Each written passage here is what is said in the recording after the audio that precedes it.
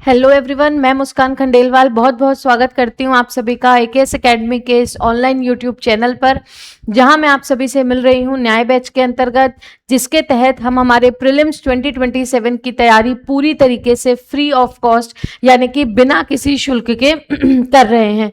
दोस्तों, इस न्याय बैच की खासियत ये है कि ये जो बैच है वो हमारे क्रांति बैच 1.0 और 2.0 का सक्सेसर है। अब ये हमारा सक्सेसर है, यानी कि ये हमें और भी ज्यादा सक्सेस बनाएगा, क्योंकि ये और भी ज्यादा अच्छी क्वालिटी और भी ज्यादा हाई क्वालिटी क्वेश्चंस के साथ आपके सामने प्रेजेंट किया जा रहा है। इसमें हम कंटेंट और थ्योरी ना पढ़कर हम उन सभी इंपॉर्टेंट क्वेश्चंस को पढ़ रहे हैं जो एग्जाम में प्रतिवर्ष आते हैं और आने की संभावनाएं होती हैं। अब यहां पर क्वेश्चन का मतलब ये नहीं है कि हम इंपॉर्टेंट कंटेंट को डिस्कस नहीं कर रहे हैं। आप में से जितने भी लोगों ने न्याय बैच के प्रीवियस लेक्चर्स देखे हैं या नहीं भी देखे हैं, अगर कोई पहली बार इस लेक्चर को देख रहा है तो आप प्लीज पुराने लेक्चर्स देखिए, और साथ ही साथ आज के भी लेक्चर। हम यहां पर एक क्वेश्चंस को हम सॉल्व करते हैं, लेकिन वो एक क्वेश्चन आगे आने वाले हमारे 4 क्वेश्चंस को करेक्ट कराने की क्षमता रखता है। तो this is the importance of our न्याय बैच। इसीलिए पहले दिन कहा गया था कि ये आपको आपके गंतव्य तक पहुंचाएगा।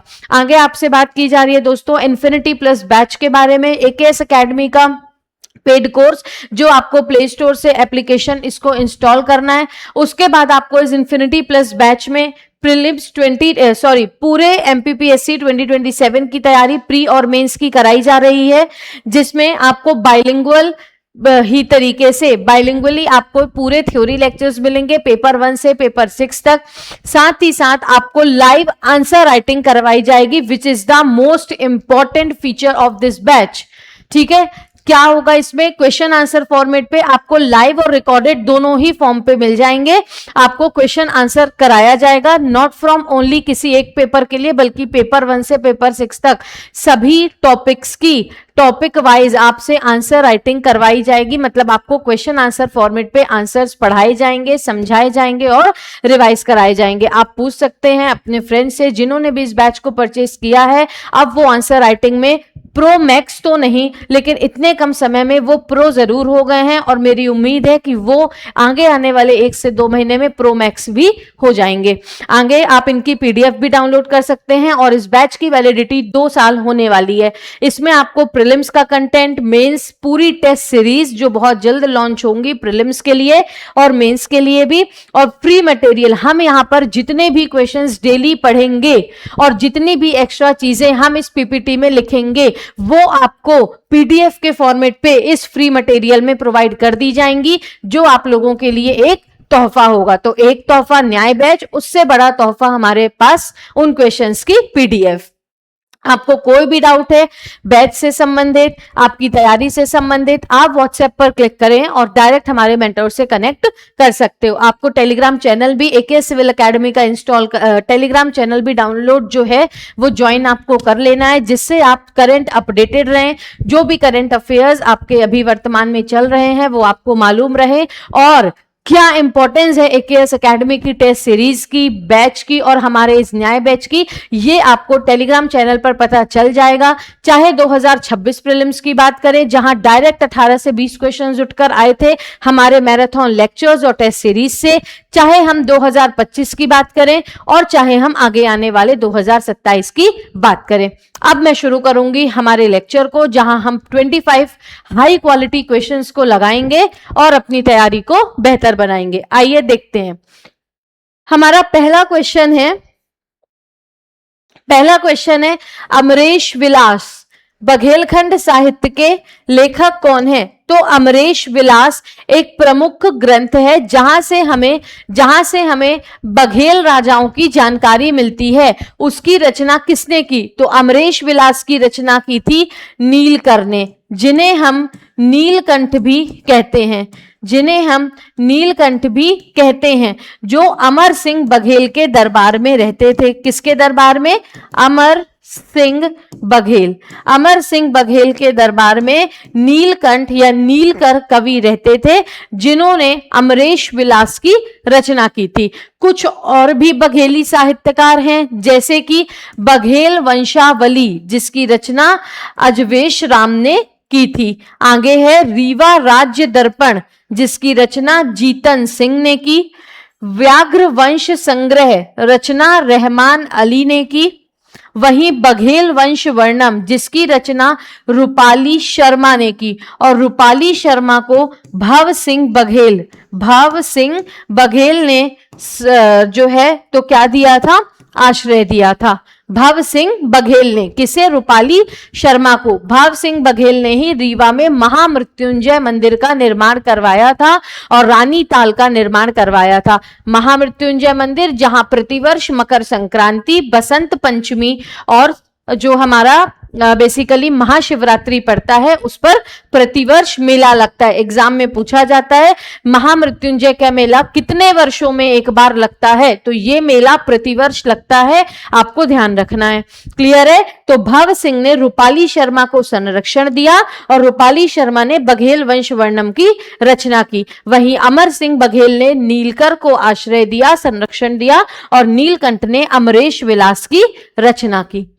ठीक है, क्लियर है इतनी चीजें। आगे नेक्स्ट, अकबर के दरबार के तानसेन किस राजा के संरक्षण में थे? तो मैंने आपको बताया था अपने प्रीवियस क्लासेस में कि जो तानसेन थे वो अकबर से भी पहले रीवा के राजा रामचंद्र बघेल, ठीक है, या रीवा नहीं बोलना चाहिए, हमें बोलना चाहिए बघेल शासक रामचंद्र बघेल के दरबार में रहते थे। क्लियर? तानसेन बघेल शासक या तानसेन को बघेल शासक रामचंद्र बघेल का राजाश्रय प्राप्त था। ठीक है, फिर 1562 में अकबर ने तानसेन को अपने कोर्ट पर बुलाया और तानसेन को लेने के लिए जलाल खान नामक व्यक्ति आया था। अकबर के दरबार से तानसेन को लेने जलाल नामक व्यक्ति आया था। ठीक है, जो तानसेन को कहां लेके गए थे? अकबर के आगरा कोर्ट में। ठीक, तो under the patronage of which king Tansen before joining Akbar court? The answer is Ramchandra Dev या रामचंद्र बघेला, जिनके शासनकाल में बघेल अपने जिनीत पर थे। बघेल की जो बेसिकली डेवलपमेंट है या बघेल शासकों का जो शासन है वो अपने चरम पर था। रामचंद्र बघेल ने जो राजधानी बांधवगढ़ को बनाई थी, लेकिन बाद में विक्रमजीत बघेल ने राजधानी बांधवगढ़ से रीवा शिफ्ट कर ली थी और फिर निरंतर जब तक इसका विलय भारतीय संघ में नहीं हुआ तब तक राजधानी रीवा ही बनी रही। क्यों शिफ्ट की थी रीवा? क्योंकि बांधवगढ़ को अकबर ने अटैक कर दिया था। ठीक है, तो द आंसर इज रामचंद्र देव। तानसेन का जन्म बेहट गांव ग्वालियर में हुआ था। मूल नाम रामतनु पांडे था। रीवा के राजा रामचंद्र देव के दरबार में रहते थे। तानसेन की ख्याति सुनकर अकबर ने जलाल खान को राजा रामचंद्र के पास भेजकर तानसेन को अपने दरबार में बुलवा लिया। अब उनकी ख्याति सुनकर, ठीक है, कि वो भैया अगर गाते हैं गाना तो अगर वो बेसिकली बादल राग गा रहे हैं तो बादल बरसने लगते थे, अगर दीपक राग गा रहे हैं तो दीपक जल उठते थे। हमने पढ़ा था ना, या आपने कभी अगर पढ़ा हो तानसेन के बारे में, तो उनकी मृत्यु भी कैसे हुई थी? दीपक राग गाने की वजह से हुई थी। दीपक जल उठे थे, जिसमें वो जो है तो इतनी ज्यादा गर्मी बढ़ गई थी कि उनकी मृत्यु हो गई थी। तो दीपक राग गाने की वजह से ऐसा बोला जाता है, ये गाते थे तो बादल बरसते थे, ये गाते थे तो दीपक जलते थे। ठीक है, आगे देखेंगे, किस बघेल शासक ने युद्ध में हुमायूं की मदद की थी? किस बघेल शासक ने हुमायूं में जो है तो हुमायूं की मदद की थी? कौन से युद्ध में? Battle of Chausa. ठीक है, कहां हुआ था?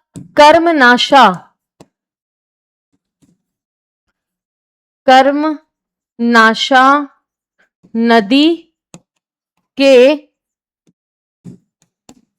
तट पर। कहां पर? चौसा, बिहार में।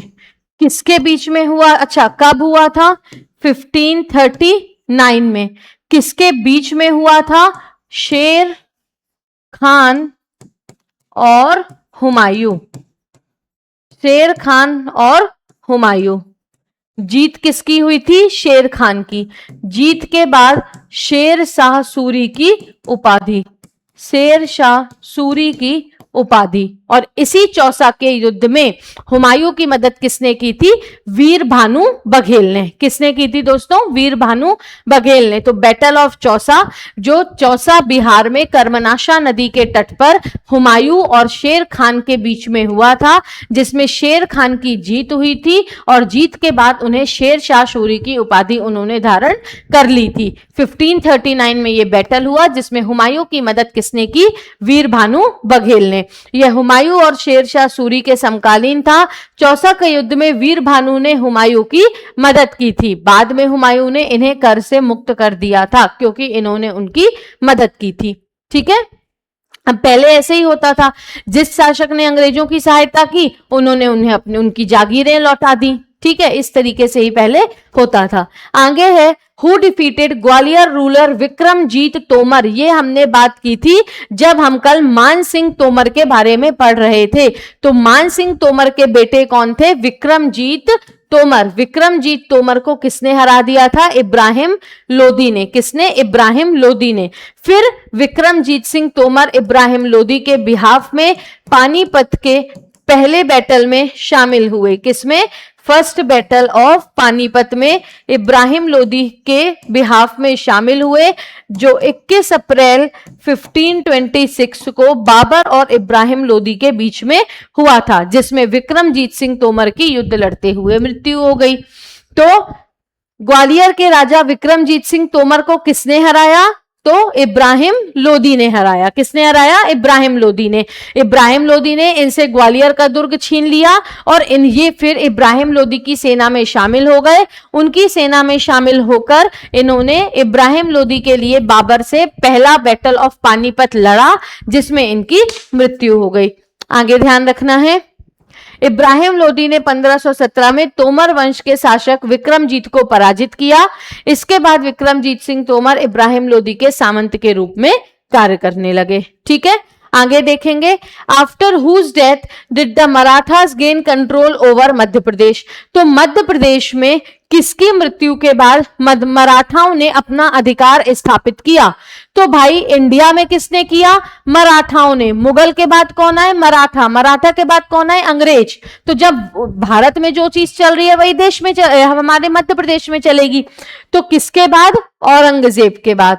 मराठाओं ने औरंगजेब की मृत्यु के बाद मध्य प्रदेश में कंट्रोल स्थापित कर लिया। ठीक है, शाहजहां मुगल शासक थे, हर्षवर्धन वर्धन डायनेस्टी के प्रतापी शासक थे और जहांगीर, इनके बारे में हमने कल भी पढ़ा था, मुगल शासक थे। इन्हीं के कहने पर वीर सिंह देव बुंदेला ने अबुल फजल की हत्या कर दी थी।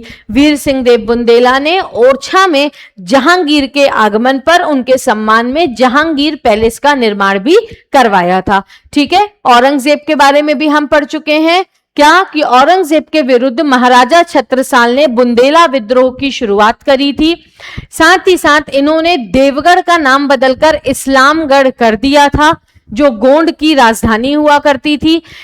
इनकी देवगढ़ अभियान की जानकारी हमें साकी मुस्तैद खान की किताब मासिर ए आलमगीरी से मिलती है। मासिर ए आलमगीरी से मिलती है, ध्यान रखनी है। और बाद में इनकी मृत्यु के बाद जो इनके सेनापति दोस्त मोहम्मद खान थे वो भोपाल के संस्थापक बन गए। क्लियर? तो द आंसर इज औरंगजेब। किसकी मृत्यु के बाद? औरंगजेब की मृत्यु के बाद मराठाओं ने मध्य प्रदेश में अपना आधिपत्य स्थापित कर लिया। आगे देखेंगे, गोलकी मठ निम्नलिखित में से किसका दूसरा नाम है? तो ये चीज भी हमने पढ़ी थी कि जो गोलकी मठ है, देखिए अपने प्रीवियस लेक्चर में हमने किसके बारे में पढ़ा था? प्रीवियस लेक्चर में मैंने आपको संग्राम शाह के बारे में बताया था, जिन्होंने जबलपुर में बाजना मठ का निर्माण करवाया था। वहीं हमने रानी दुर्गावती के बारे में पढ़ा, जिन्होंने आधार ताल, रानी ताल, चेरी ताल और पचमठा मंदिर का निर्माण करवाया था। लेकिन ये जो गोलकी मठ है, इसका निर्माण किसने करवाया? गोलकी मठ का निर्माण किसने करवाया? इसका निर्माण युवराज देव वन कलचुरी शासक ने करवाया था। युवराज देव वन कलचुरी रूलर ने जबलपुर में गोलकी मठ का निर्माण करवाया था, जिसे 64 योगिनी मंदिर भी कहा जाता है। 64 योगिनी मंदिर, देवी दुर्गा जी की पूजा यहां पर होती है, या देवी दुर्गा को समर्पित ये मंदिर है। अब ऐसा कहा जाता है कि चाहे इसका नाम 64 योगिनी मंदिर है, लेकिन वास्तव में यहाँ 81 योगिनी मंदिर स्थित हैं, 81 योगिनी मंदिर स्थित हैं। तो गोलकी मठ जबलपुर में स्थित है। निर्माण युवराज देव प्रथम कलचुरी रूलर ने करवाया था और इसे 64 योगिनी मंदिर भी कहा जाता है, जो देवी दुर्गा को समर्पित हैं। ठीक, अब क्या इसे, तो आंसर क्या है, 64 योगिनी मंदिर कहाँ स्थित है, गोलकी मठ भेड़ा घाट जबलपुर में, भेड़ा घाट जबलपुर। ठीक है, आप में से बहुत सारे लोग घूमने भी गए होंगे, भेड़ा घाट जबलपुर। फिर कंदरिया महादेव मंदिर, खजुराहो का सबसे बड़ा मंदिर, जिसका निर्माण किसने करवाया था, विद्याधर चंदेल ने, विद्याधर चंदेल ने। खजुराहो का सबसे बड़ा मंदिर, भगवान शिव को समर्पित। राम राजा मंदिर हमने कल भी पढ़ा था, इसका निर्माण मधुकर शाह बुंदेला ने करवाया था, कल भी हमने पढ़ा था। इसका निर्माण मधुकर शाह बुंदेला ने करवाया था, जब उनकी वाइफ गणेश कुमारी अयोध्या से रामलला की मूर्ति लेकर ओरछा आई थी। आगे है त्रिपुर सुंदरी मंदिर, तो त्रिपुर सुंदरी मंदिर कहां पर स्थित है, जबलपुर में। ठीक है, जबलपुर में त्रिपुर सुंदरी मंदिर स्थित है, ये ध्यान रखना है। उसके सामने ऐसा बोला जाता है कि रानी तालाब है, जहां पर रानी दुर्गावती स्नान करती थी। ठीक है, तो त्रिपुर सुंदरी मंदिर कहाँ स्थित है, त्रिपुर सुंदरी मंदिर स्थित है जबलपुर में। क्लियर है, तो इतनी चीजें आप सभी को याद होनी चाहिए। 64 योगिनी मंदिर मध्य प्रदेश के जबलपुर में प्रसिद्ध पर्यटन स्थल और गोलकी मठ भी कहा जाता है। अपन ने निर्माण भी पढ़ लिया, किसने करवाया, युवराज देव प्रथम कलचुरी ने। क्लियर, आगे देखते हैं। नौखंडा महल का निर्माण किस राजा के द्वारा करवाया गया, नौखंडा महल, सबसे पहले तो ये पता होना चाहिए कि ये नौखंडा महल है कहां, नौखंडा महल, तो नौखंडा महल कहाँ है भैया, ये बताना है।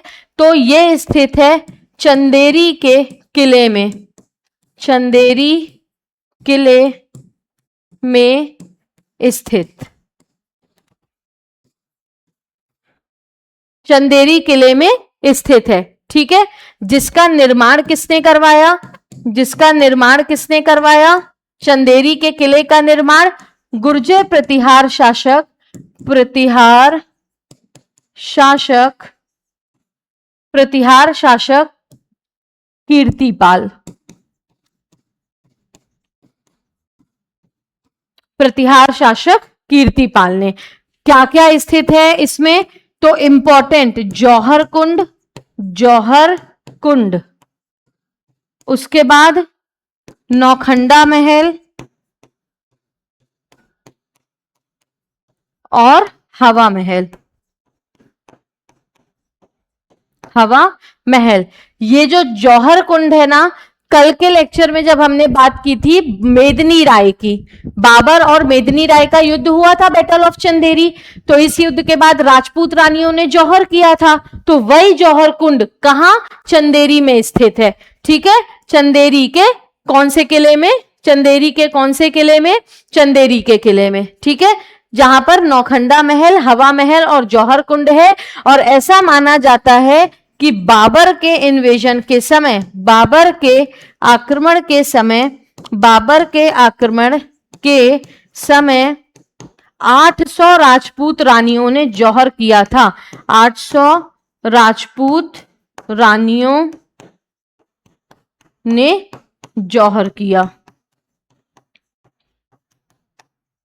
At the time of Babur invasion, 800 Rajput queens did Johar here, कहां पर, चंदेरी के किले में। इसीलिए यहां पर क्या है, जौहर कुंड है, नौखंडा महल है और हमारा हवा महल है। ठीक है, तो किसने बनवाया, प्रतिहार शासक कीर्तिपाल ने, प्रतिहार शासक कीर्तिपाल ने। क्लियर है, देखेंगे यहां पर कीर्तिपाल, नौखंडा महल अशोकनगर जिले के चंदेरी के किले में स्थित है। इसका निर्माण प्रतिहार शासक कीर्तिपाल ने करवाया था। क्लियर है, आगे बढ़ते हैं। 1437 में सारंगपुर की लड़ाई किसके मध्य हुई थी, 1437 में सारंगपुर की लड़ाई, सारंगपुर की लड़ाई। तो एक सारंगपुर की लड़ाई हम पढ़ते हैं 1561 वाली, जो बाज बहादुर और मुगल सूबेदार अकबर के मुगल सेनापति आजम खान के बीच में हुई थी, जिसमें अकबर की जीत हुई और बाज बहादुर ने खुद को सरेंडर कर दिया। जब रानी रूपमती ने अपने आप को शहीद कर लिया तो वो भी उनकी कब्र में आकर शहीद हो गए थे। क्लियर? तो इस अभियान में जीत किसकी हुई थी? अकबर की। ठीक है, अकबर की जीत हुई थी। और ध्यान रखना है, बाज बहादुर कहां भाग गए थे? बुरहानपुर। फिर जब सब शांति हुई तो वो आकर रानी रूपमती की कब्र में अपने आप को भी उन्होंने शहीद कर लिया। ठीक है, तो एक हमारा बैटल ऑफ सारंगपुर 1561 वाला था, एक हमारा बैटल ऑफ सारंगपुर 1437 वाला है, 1437, जो हुआ था राणा कुंभा, राणा मेवाड़ के राणा कुंभा और महमूद खिलजी, मालवा के खिलजी, महमूद खिलजी के बीच में। ठीक है, ये वही महमूद खिलजी हैं जिनके बारे में हमने क्या पढ़ा था? जिन्होंने मालवा में अशरफी महल, अशरफी महल, ये हम पढ़ चुके हैं ऑलरेडी अपनी प्रीवियस क्लास में, फिर भी मैं आपको बता रही हूं, अशरफी महल। साथ ही साथ उन्होंने जामा मस्जिद, मांडू की जामा मस्जिद, और मांडू में होशंग शाह का मकबरा, होशंग शाह टॉम्ब, जिसे मध्य प्रदेश का ताजमहल भी कहा जाता है, इनका निर्माण करवाया था। किसने? महमूद खिलजी ने। अशरफी महल, जामा मस्जिद, होशंग शाह का मकबरा। तो महमूद खिलजी और राणा कुंभा के बीच में 1437 में हुई थी सारंगपुर की लड़ाई। अब जीता कौन था? तो दोनों ने ही, ठीक है, दोनों ने ही अपने आप को विक्टोरियस घोषित किया था, दोनों ने ही अपने आप को विजेता घोषित किया था। और विजेता घोषित करके अपने विजय की खुशी में महमूद खिलजी ने मांडू में विजय स्तंभ बनवा लिया और राणा कुंभा ने चित्तौड़गढ़ में विजय स्तंभ बनवा लिया। तो राणा कुंभा वाला जो चित्तौड़गढ़ वाला विजय कीर्ति स्तंभ है, वो आज भी बहुत सुंदर तरीके से विद्यमान है, आज भी वो बहुत सुंदर तरीके से विद्यमान है। आप जब चित्तौड़गढ़ के किले पर घूमने जाओगे तब वो स्तंभ आपको दिखेगा। ठीक है, लेकिन ये जो महमूद खिलजी के द्वारा बनाया गया विजय कीर्ति स्तंभ था मांडू में, वो किसी कारणवश टूट गया, ये भी आपको ध्यान रखना है। तो battle of Sarangpur, Rana Kumbha versus Mahmud Khilji, both claimed victorious, दोनों ने अपने आप को विजेता घोषित किया और दोनों ने अपने अपनी जीत की खुशी में विजय कीर्ति स्तंभ का निर्माण करवाया।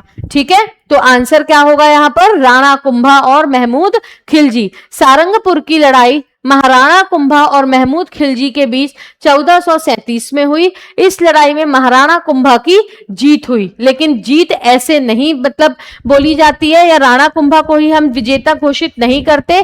यहां पर आपको ध्यान रखना है कि दोनों ही ने अपने आप को जीता हुआ घोषित किया था। वो कहे थे कि मैं जीता और राणा कुंभा कहे कि मैं जीता। ठीक, अब इन्हें क्यों विजय माना जाता है? क्योंकि महमूद खिलजी के द्वारा बनाया गया विजय स्तंभ किसी कारणवश टूट गया, तो हमने इन्हें ही विजेता मान लिया।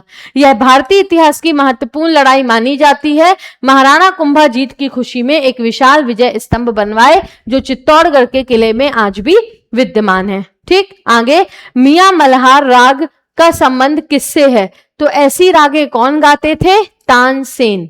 मियां मल्हार किसने गाया?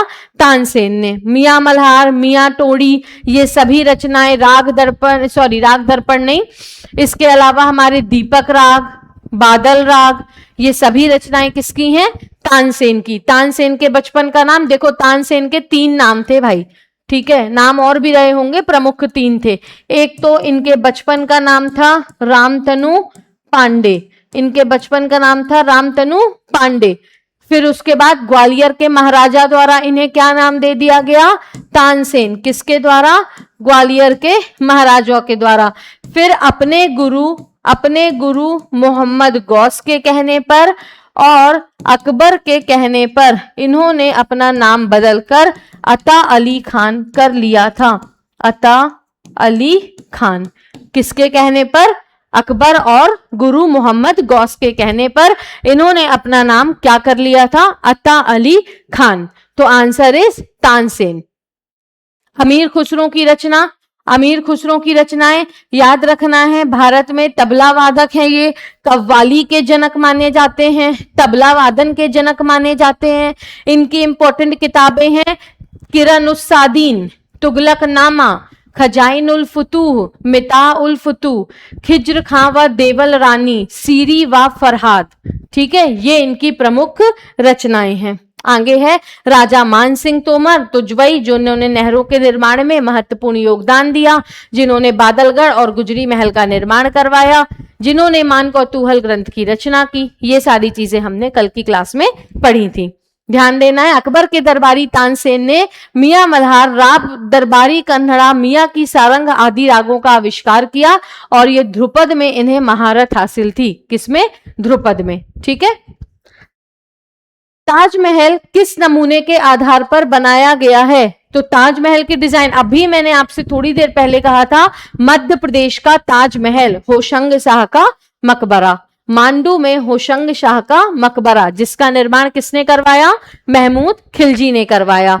आगे है रीवा का कपिल गेट नहीं, शाहपुरा की धारणा, सांची स्तूप नहीं। सांची स्तूप के बारे में हम आर्ट एंड कल्चर में काफी डिटेल में पढ़ेंगे। मध्य प्रदेश की दूसरी यूनेस्को वर्ल्ड हेरिटेज साइट है, 1989 में घोषित की गई।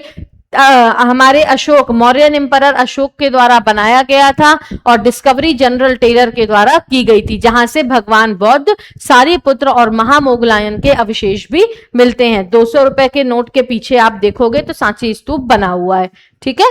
आगे तो ताजमहल का निर्माण पहले बुरहानपुर में लाल पत्थर से किया गया था, जाना प्रस्तावित था, लेकिन फिर बाद में शाहजहां आगरा गए, उन्हें आगरा बड़ा सुंदर लगा, तो उन्होंने क्या कहा कि हम मुमताज की हड्डियों को, उनके मतलब जो मुमताज की अस्थियां, हड्डियां नहीं, मुमताज की अस्थियों को हम बुरहानपुर में ना रखकर कहां रखेंगे? आगरा में। और उन्होंने क्या करवाया? आगरा में ताजमहल का निर्माण करवाया। तो फिर आपसे हो सकता है कभी पूछा जाए कि जो मुमताज की अस्थियां हैं वो शाहजहां के कौन से बेटे के द्वारा बुरहानपुर से आगरा ले जाई गई? तो ध्यान रखना है, शाह सुजा, शाह सुजा के द्वारा। बाद में शाहजहां के वास्तुकार उस्ताद हामिद के कहने पर होशंग शाह का मकबरा संगमरमर से निर्मित प्रेरित होकर आगरा में निर्माण करवाया गया। किसका निर्माण? ताजमहल का निर्माण। ठीक है। तो पहले ताजमहल बुरहानपुर में होता, बुरहानपुर वाले और खुश हो जाते, अरे वाह हमारे यहाँ ताजमहल है, हमको आगरा नहीं जाना पड़ेगा।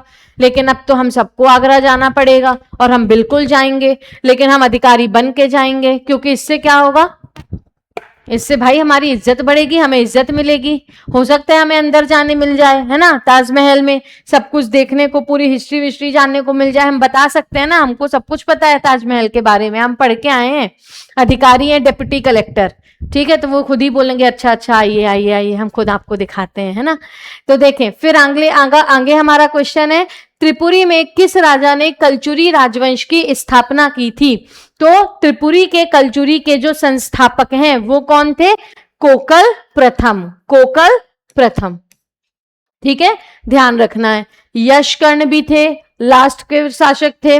नरसिंह ये अंतिम शासकों में शामिल। लक्ष्मीकर्ण सबसे प्रतापी शासक, लक्ष्मीकर्ण सबसे प्रतापी शासक थे। लिखा है कलचुरी में, त्रिपुरी में कलचुरी राजवंश की स्थापना कोकल या पोकल प्रथम ने की थी। प्रमुख शासक कोकल, गांगे देव, उनके बेटे लक्ष्मीकर्ण, युवराज देव प्रथम थे।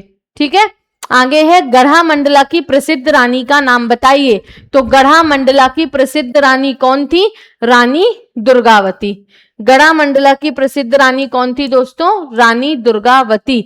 वैसे तो रानी दुर्गावती चंदेल राजकुमारी थी।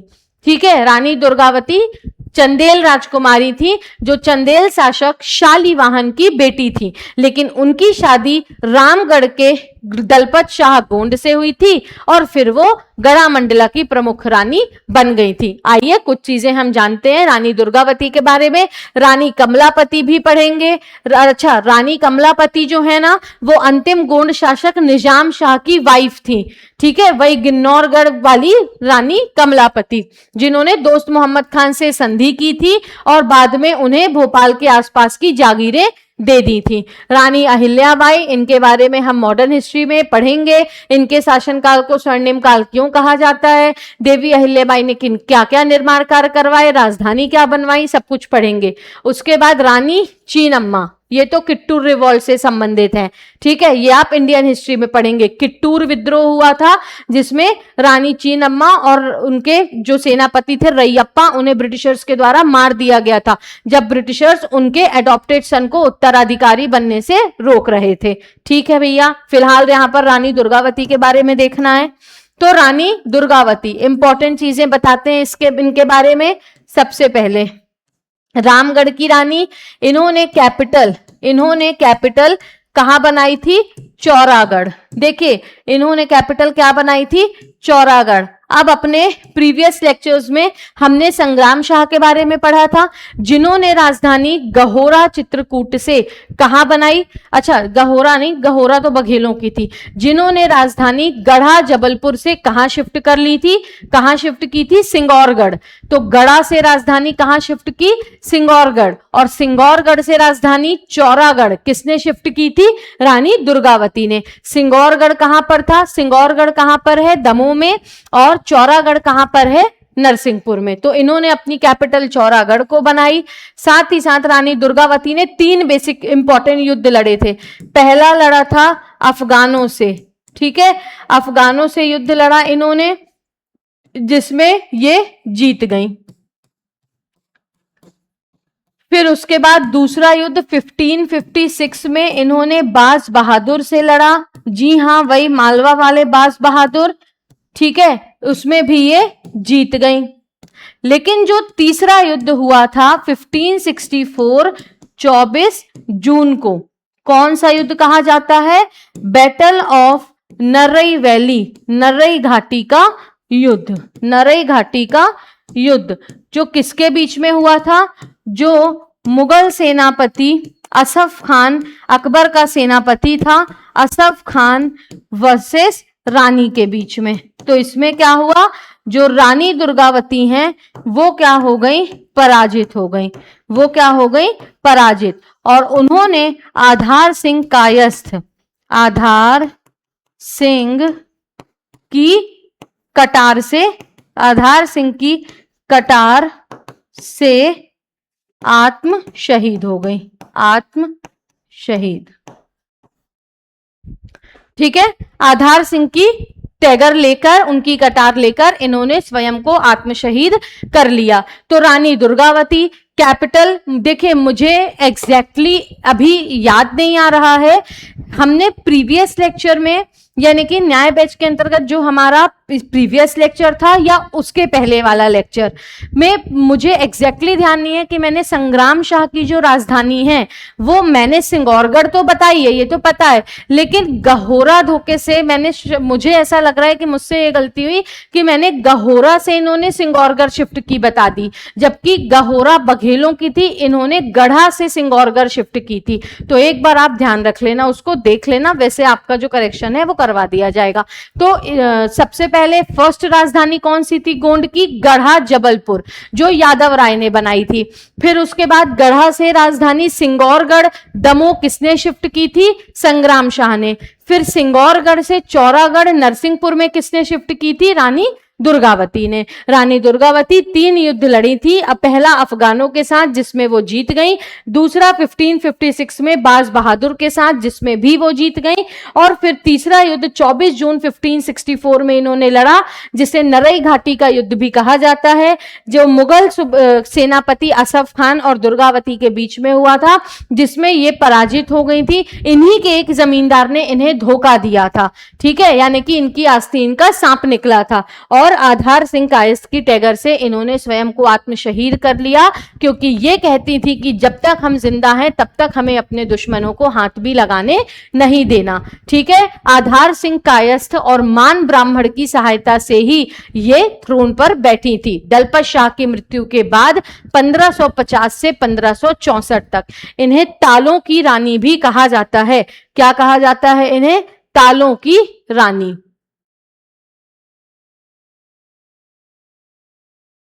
तो इन्हें क्या कहा जाता है, क्वीन ऑफ ताल्स। इन्हें क्या कहा जाता है? क्वीन ऑफ ताल्स, यानी कि तालों की रानी, क्योंकि इन्होंने आधार सिंह के नाम पर आधार ताल बनवाया, चेरी ताल बनवाया दासी चेरी के नाम पर, रानी ताल बनवाया खुद के लिए।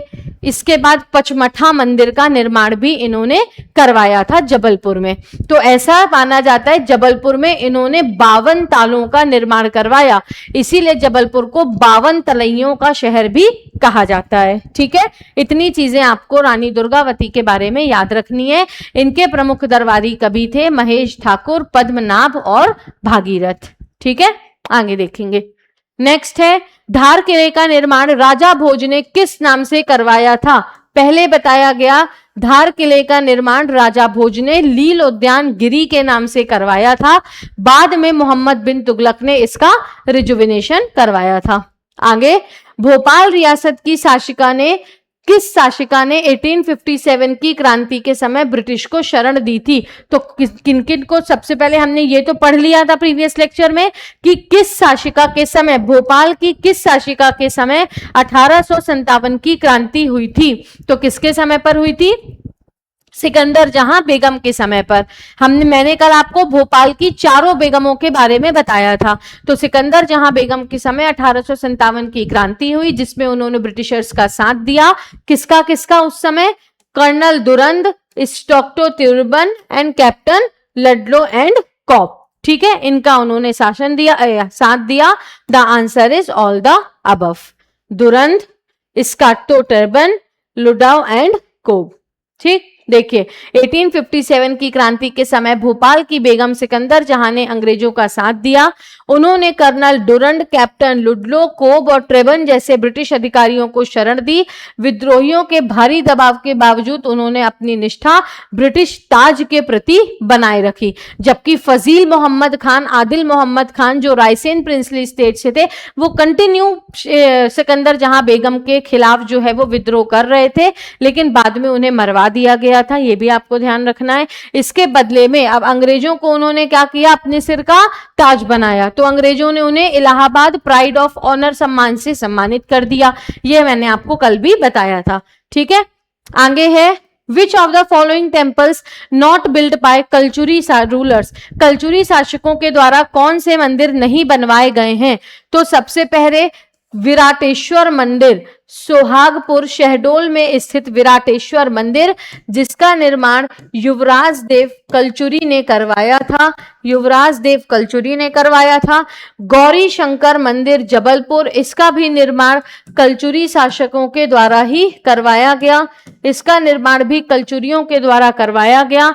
बद्री नारायण टेम्पल अमरकंटक, इसका निर्माण भी लक्ष्मी कर्ण के द्वारा करवाया गया, जो कि कलचुरी शासक था सबसे प्रतापी। और फिर है महेश्वर टेम्पल। तो कलचुरी महेश्वर कहां से पहुंच जाएंगे?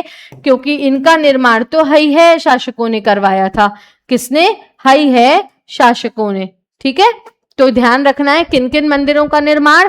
विराटेश्वर मंदिर शहडोल, गौरी शंकर मंदिर जबलपुर, बद्री नारायण मंदिर अमरकंटक, इसके अलावा अमरकंटक का कर्ण मंदिर, इसके अलावा गोलकी मठ जिसे 64 योगिनी मंदिर भी कहते हैं, इसके अलावा दमोह में स्थित नोहलेश्वर शिव मंदिर। इन सभी मंदिरों का निर्माण किसने करवाया था दोस्तों?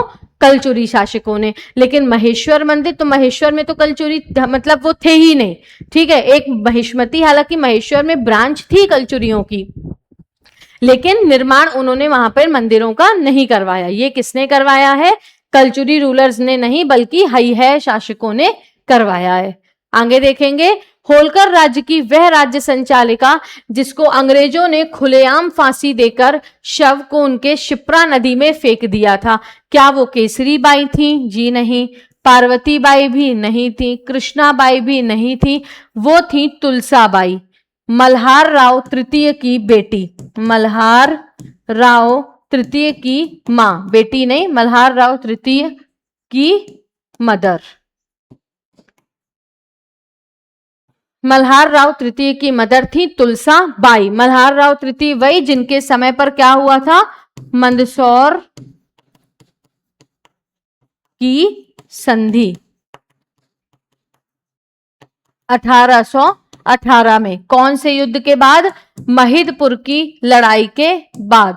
महिदपुर की लड़ाई के बाद, जिसमें होलकर्स हार गए थे। 1817 में महिदपुर की लड़ाई हुई मल्हार राव होलकर तृतीय और ब्रिटिशर्स के बीच में, जिसमें होलकर्स हार गए। तो 1818 में मल्हार राव तृतीय और ब्रिटिशर्स के बीच में एक संधि हुई जिसे मंदसौर की संधि कहते हैं, और इस संधि के तहत इंदौर रियासत जो पूरी है, जो होलकर रियासत पूरी है, वो किसके अंतर्गत आ गई? ब्रिटिशर्स के अंतर्गत। तो इसके बाद जो भी होलकर शासक हुए वो सभी ब्रिटिशर्स के अधीन थे। ठीक है, तो मल्हार राव होलकर तृतीय की मम्मी कौन थी? तुलसाबाई थी, जिन्हें अंग्रेजों ने खुलेआम फांसी देकर शिप्रा नदी में उनके शव को फेंक दिया। After conquering Malwa, whom did Alauddin Khilji appoint as the representative of Malwa? तो आपको ध्यान रखना है, अलाउद्दीन खिलजी ने मालवा विजय के बाद अपना रिप्रेजेंटेटिव किसे नियुक्त किया? तो अलाउद्दीन ने किस परमार शासक को मार दिया? अंतिम परमार शासक को। मालवा के अंतिम परमार शासक को अलाउद्दीन खिलजी ने मार दिया, जिनका नाम महलक देव था। और अलाउद्दीन खिलजी ने किससे मरवाया? अपने सेनापति आईन उल मुल्क से, और उन्हें क्या कर दिया? मालवा का प्रतिनिधि बना दिया। किसे? आईन उल मुल्क को। दिलावर खान गौरी वंश के संस्थापक हैं, जिन्होंने इंडिपेंडेंट मालवा सल्तनत की स्थापना की थी, जिन्होंने मालवा सल्तनत की स्थापना की थी। Who is the founder of Malwa सल्तनत? तो दिलावर खान गौरी। ठीक है, दिलावर खान गौरी। इन्होंने धार में लाट मस्जिद का निर्माण भी करवाया था। वहीं अल्प खान इनके बेटे होशंग शाह का वास्तविक नाम था, जिन्होंने अशरफी महल और जामा मस्जिद की नींव रखवाई थी। राजधानी धार से मांडू शिफ्ट की थी। मांडू का नाम शादियाबाद किया था और नर्मदापुरम का नाम होशंगाबाद किया था। राजा भोज के द्वारा बनाए गए साइक्लोपियन डैम को तोड़वा दिया था। तो ये आपको ध्यान रखना है। तो आंसर कौन है? किसे अलाउद्दीन खिलजी ने अपना बेसिकली प्रतिनिधि बनाया मालवा का? आईन उल मुल्क को। आईन उल मुल्क ने परमार शासक महलक देव की हत्या भी कर दी थी। आगे देखना है, अमझेरा का युद्ध कब हुआ? तो अमझेरा का युद्ध हम ईयर पढ़ते हैं 1728 में। अमझेरा का युद्ध के बाद ही जो मराठा पेशवा थे, उन्होंने होलकर, सिंधिया और पवारों के बीच मालवा की जागीरों को डिवाइड कर दिया था। तो ये अमझेरा का युद्ध हुआ था 29 नवंबर 1728 को। 29 नवंबर 1728 को, जिसमें पेशवा बाजीराव और जो हमारे दया बहादुर और गिरिधर बहादुर थे उनके बीच में, जिसमें दया और गिरिधर बहादुर जो मुगल्स थे उन्हें मार दिया गया था और ये क्या बन गए थे? ये वाला रीजन है वो पेशवा बाजीराव के अंतर्गत आ गया था। चिमना जी अप्पा, पेशवा बाजीराव के भाई चिमना जी अप्पा और मुगल सूबेदार गिरधर बहादुर के बीच हुआ, जिसमें गिरधर बहादुर और दया बहादुर मारे गए। तो बैटल ऑफ अमझेरा आपको ध्यान रखना है।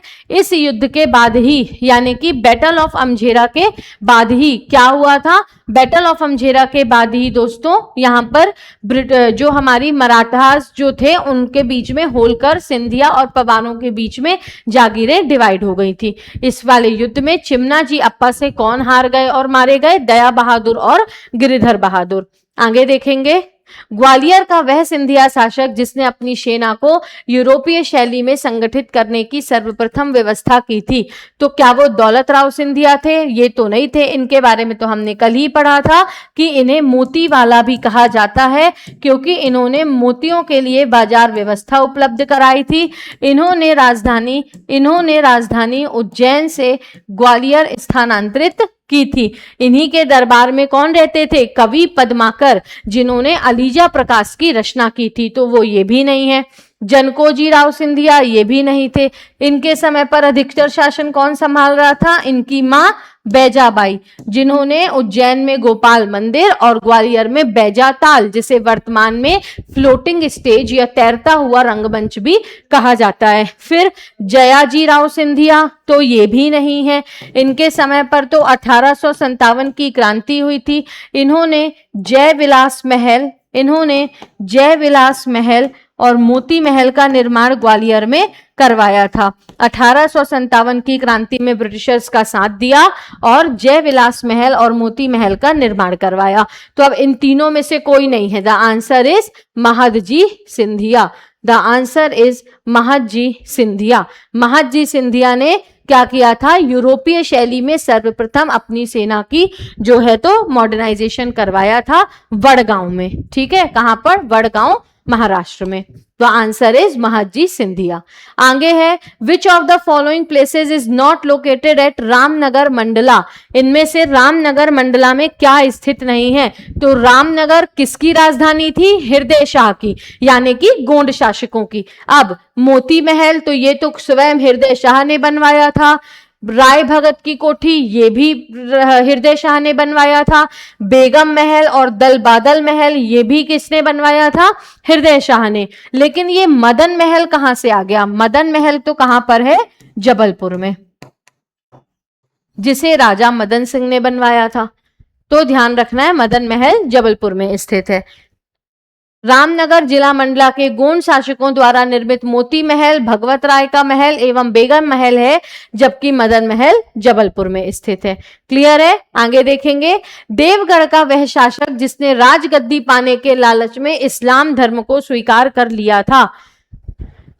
तो हमने अभी थोड़ी देर पहले एक चीज पढ़ी कि देवगढ़ का नाम बदलकर इस्लामगढ़ किसने कर दिया था, औरंगजेब ने। ठीक है, तो आपको ध्यान रखना है, औरंगजेब की शरण पाने के लिए देवगढ़ का गोंड शासक महिपत शाह गोंड ने इस्लाम धर्म को अपना लिया था और अपना नाम परिवर्तित कर, हालांकि उनका नाम किसने परिवर्तित किया था, औरंगजेब ने, और उनका नाम क्या रख दिया था, बख्त बुलंद। बख्त बुलंद, इन्हीं बख्त बुलंद ने नागपुर की स्थापना की थी। फिर इनके बेटे चांद सुल्तान ने नागपुर को अपनी राजधानी बना ली थी। तो जो देवगढ़ के गोंड थे उनकी राजधानी नागपुर हो गई थी। तो देवगढ़ के गोंड शासकों के जो संस्थापक हैं वो राजा जाटव थे। कौन थे, राजा जाटव। इसी डायनेस्टी के शासक थे महिपत शाह, जिन्होंने औरंगजेब की शरण लेने के लिए इस्लाम धर्म को अपना लिया और अपना नाम चेंज करके क्या रखवा लिया, बख्त बुलंद, और नागपुर की स्थापना की। बख्त बुलंद के बेटे हुए जिनका नाम था चांद सुल्तान। क्या नाम था, चांद सुल्तान। और इन चांद सुल्तान ने देवगढ़ के गोंड राज्यों की जो कैपिटल है वो कहां से कहां स्थानांतरित कर दी थी, वो उन्होंने देवगढ़ से नागपुर स्थानांतरित कर दी थी। क्लियर है। इन्हीं के समय पर, महिपत शाह के समय पर ही औरंगजेब ने देवगढ़ का नाम बदलकर क्या रखा था, इस्लामगढ़ रखा था, इस्लामगढ़। क्लियर है, ये आपको ध्यान रखना है। देखिए लिखा भी हुआ है, देवगढ़ के शासक महिपत शाह ने औरंगजेब की सहायता प्राप्त करने के लिए इस्लाम कबूल किया था। औरंगजेब ने उनका नाम बदलकर बख्त बुलंद रख दिया था। इसी बख्त बुलंद ने नागपुर शहर की स्थापना की थी। तो ध्यान रखना है, नागपुर की स्थापना बख्त बुलंद ने की, लेकिन नागपुर को राजधानी किसने बनवाया, इनके बेटे चांद सुल्तान ने। ये आपको ध्यान रखना है।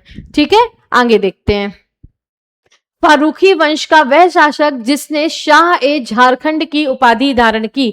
तो फारूकी वंश जो खानदेश, खरगोन, बुरहानपुर वाले रीजन पर था, इनके बारे में हमने सब कुछ इंपॉर्टेंट पढ़ा था। मलिक नसीर, मलिक रजा, फिर राजा अली खान जिन्होंने बुरहानपुर के किले में बेसिकली जामा मस्जिद बनवाई थी। रकैया बेगम जो मीरन मोहम्मद खान की मम्मी थी, जिन्होंने बुरहानपुर में बीवी का मस्जिद बनवाया था। और लास्ट में हमने मीरन बहादुर को भी पढ़ा था।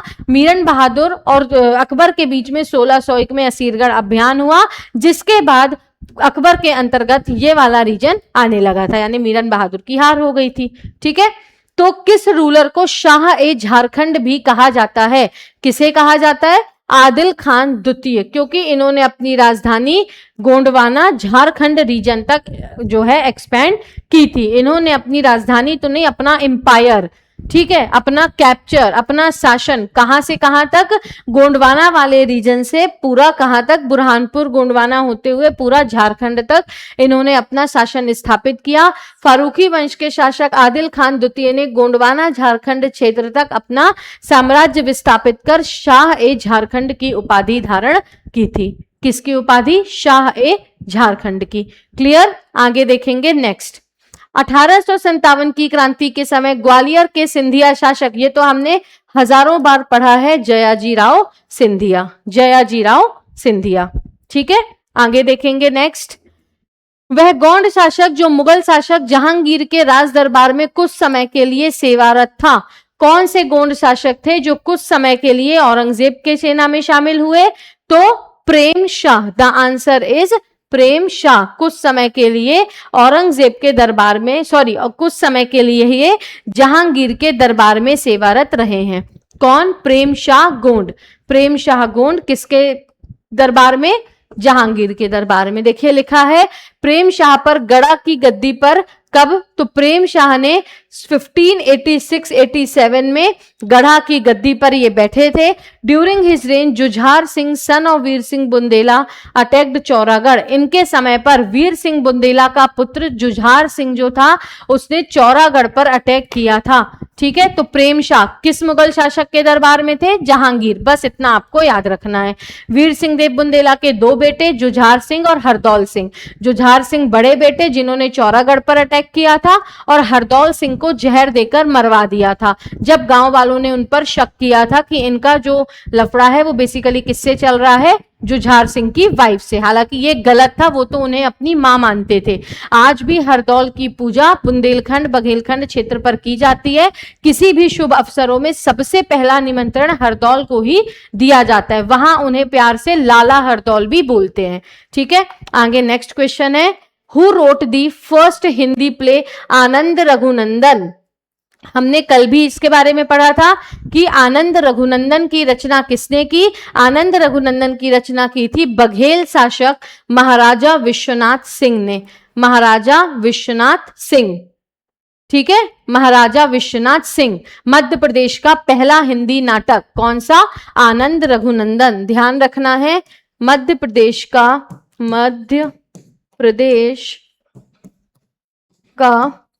पहला हिंदी नाटक यानी कि first Hindi drama of Madhya Pradesh. Gulab Singh Baghel इन्होंने नहीं की थी। इनके समय पर रीवा प्रजा परिषद की स्थापना हुई। इन्होंने पवईदारों के लिए पवई टैक्सेस भी लाए। फिर उसके बाद मार्तंड सिंह बघेल, ये लास्ट बघेल रूलर थे जिन्होंने मैंगो रिसर्च सेंटर बनवाया था। मैंगो रिसर्च सेंटर कहां पर? गोविंदगढ़ में। ठीक है, इन्होंने ही 27 मई 1951 को मोहन, जो कि मध्य प्रदेश का फर्स्ट व्हाइट टाइगर है, उसको सीधी के जंगलों से पकड़ा था। किसने? मार्तंड सिंह बघेल ने। ठीक है, तो फर्स्ट हिंदी प्ले, हिंदी के पहले नाटक की जो रचना है वो किसने की? महाराजा विश्वनाथ सिंह ने। अंतिम बघेल शासक कौन थे?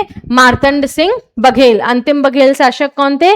मार्तंड सिंह बघेल, जिन्होंने रीवा के गोविंदगढ़ में आम अनुसंधान केंद्र की स्थापना की और साथ ही साथ 27 मई 1951 में इन्होंने मध्य प्रदेश के पहले व्हाइट टाइगर मोहन को पकड़ा था। कहां से? सीधी के जंगलों से। क्लियर? तो आज के 25 क्वेश्चंस आई होप आप सबको बहुत अच्छे से समझ में आए होंगे। आज की क्लास आप सबको बहुत अच्छी लगी होगी। आपको निरंतर इसी तरीके से मेरे साथ न्याय बैच में बने रहना है, जहां मैं आपको मध्य प्रदेश का संपूर्ण जो ज्ञान है ना, मध्य प्रदेश का संपूर्ण ज्ञान मतलब मध्य प्रदेश का कंप्लीट सिलेबस पढ़ाने वाली हूं, जिसमें हम सारे इंपॉर्टेंट क्वेश्चंस, उनसे संबंधित और जो प्रोबेबल क्वेश्चंस है वो पढ़ेंगे, जिससे एग्जाम में एक क्वेश्चन की भी गुंजाइश ना रह जाए या एक क्वेश्चन भी ऐसा ना रह जाए जो आपसे ना बने। क्लियर है? तो इसी उद्देश्य से आपको मेरे साथ पढ़ना है। मिलूंगी अगले लेक्चर में, तब तक आप लोग निरंतर पढ़ते रहिए, खुश रहिए और अपना ध्यान रखिए।